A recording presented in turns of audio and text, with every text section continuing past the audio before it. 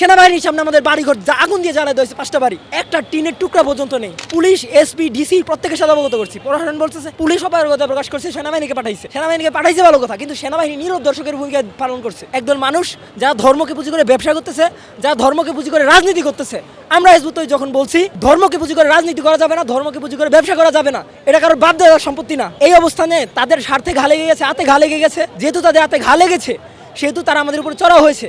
তারা যুক্তিতে বুদ্ধিতে না পেরে তারা আমাদের উপর সশস্ত্র হামলা করছে, আমাদেরকে হত্যা করছে, মানুষকে ভুল বুঝিয়ে তাদের দিকে ধাবিত করছে। এবং সরকারের কাছে, উপদেষ্টার কাছে আমার এজ এ স্টুডেন্ট আমার যে কথা সেটা হলো, আপনারা যদি এই জিনিসকে প্রশ্রয় দেন, আজকে আমাদের সাথে এসে কালকে আপনাদের দিকে ধাবিত হবে।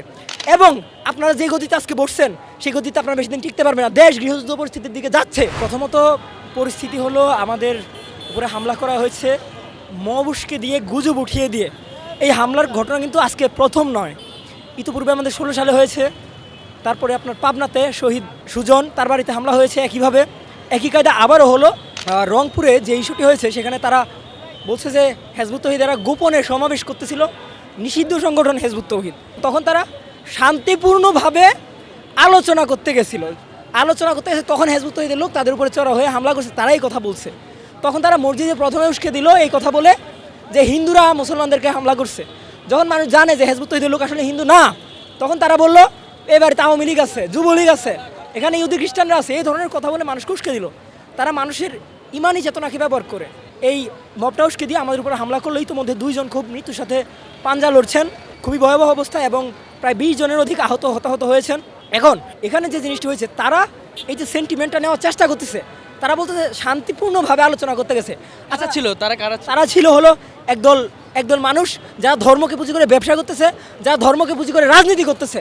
আমরা হিজবুত তৌহিদ যখন বলছি যে ধর্মকে পুঁজি করে রাজনীতি করা যাবে না, ধর্মকে পুঁজি করে ব্যবসা করা যাবে না, এটা কারোর বাদ দেওয়ার সম্পত্তি না। এই অবস্থানে তাদের স্বার্থে ঘা লেগে গেছে, হাতে ঘা লেগে গেছে। যেহেতু তাদের হাতে ঘা লেগেছে সেহেতু তারা আমাদের উপর চড়াও হয়েছে।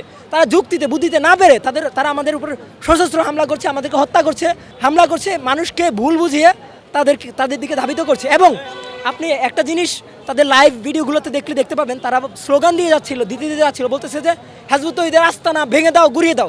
এটা কি শান্তিপূর্ণ আলোচনার স্লোগান হতে পারে? দর্শকদের কাছে আমার প্রশ্ন এটাই থাকবে, এটা কি শান্তিপূর্ণ আলোচনার স্লোগান কি না? তারা যে বলতেছে মুখে এক কথা কাজে আরেক কথা, এই যে মুনাফিকের চরিত্র, এটা কোন ইসলামের শিক্ষা দেয়? আজকে তৌহিদি জনতার ব্যানারে সব জায়েজ করে ফেলতেছে, সাধারণ জনতা, ছাত্র জনতা, কারাই ছাত্র জনতা।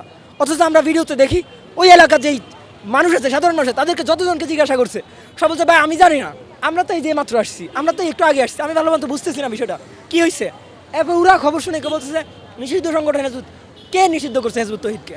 এবং আমি দেখলাম মেইন স্ট্রিমের একটা মিডিয়া তারা নিউজ করে ফেললো যে নিষিদ্ধ সংগঠন হিজবুত তৌহিদ। কেন তারা কোথায় পেল হিজবুত তৌহিদ নিষিদ্ধ? 30 বছর যাবত আমরা আন্দোলন করতেছি, কেন্দ্রীয়ভাবে আমরা পুলিশ প্রশাসনের সাথে যোগাযোগ করার চেষ্টা করছি, পুলিশ ঘটনাস্থলে উপস্থিত হয়নি, সেনাবাহিনী উপস্থিত হয়েছে, তারা নীরব দর্শকের ভূমিকা পালন করেছে। এটা আসলেই কাঙ্ক্ষিত না।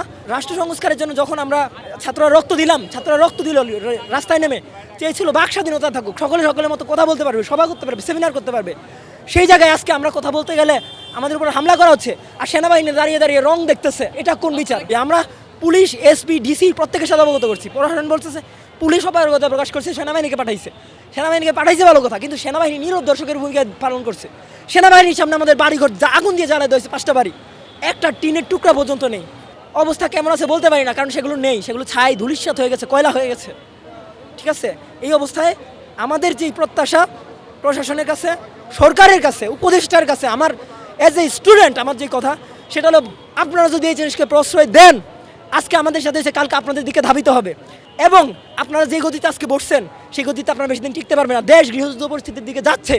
আর আপনারা যদি এটাকে উস্কে দেন, এটাকে যদি ধর্মের নামে, তৌহিদি জনতার নামে লিগ্যালিটি দিয়ে দেন, ছাত্র জনতার নামে লিগ্যালিটি দিয়ে দেন, তাহলে এটা উত্তর বৃদ্ধি পাবে। ইতিপূর্বে আমরা অনেকগুলো ঘটনা দেখছি, বারবার ঘটনা বাড়তেছে, এর সমাধান হবে না। তো আমরা হিজবুত তৌহিদ যখন মানবতার কল্যাণে একটি নতুন আদর্শের কথা বলতেছি, তখন এই সমস্যার সম্মুখীন হচ্ছি।